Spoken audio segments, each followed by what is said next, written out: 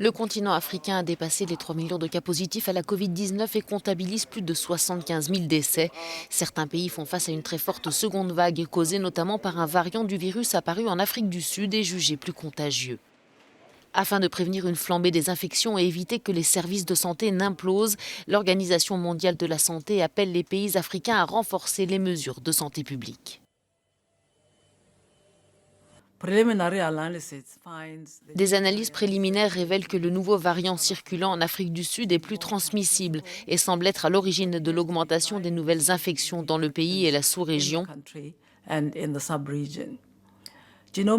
La surveillance génomique a relevé la variante 501.V2 aussi au Botswana, en Gambie et en Zambie.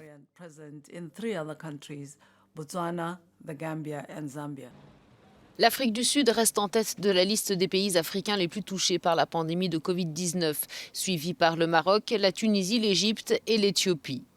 Selon ce journaliste, la principale préoccupation des autorités du pays est d'éviter autant que possible un effondrement du système de santé.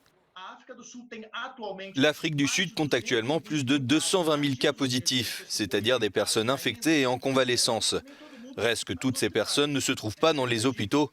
15 000 seulement sont hospitalisés, dont environ 2 000 en soins intensifs. L'objectif des autorités est de réserver ces lits pour les patients atteints de la Covid-19. En première ligne, face à cette seconde vague de la pandémie, le personnel soignant. En Afrique du Sud, plus de 200 agents de santé sont décédés après avoir été contaminés à la Covid-19. Notre première vague a été modérée par rapport à la deuxième, mais encore une fois, ce n'est pas que plus de gens meurent, c'est juste que cela impose un fardeau assez énorme aux établissements de santé.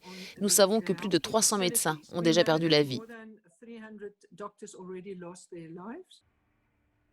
Renata Rocha est médecin en Angola. Elle a été infectée par le nouveau coronavirus et hospitalisée dans une unité de soins intensifs. Elle doit composer maintenant avec un long processus de récupération. En dépit de plusieurs témoignages de certains collègues ici en Angola et à l'étranger, à ma grande stupéfaction, dans certains cas, se remettre de la maladie prend beaucoup de temps. Cela fait déjà 2 mois que j'essaye de récupérer.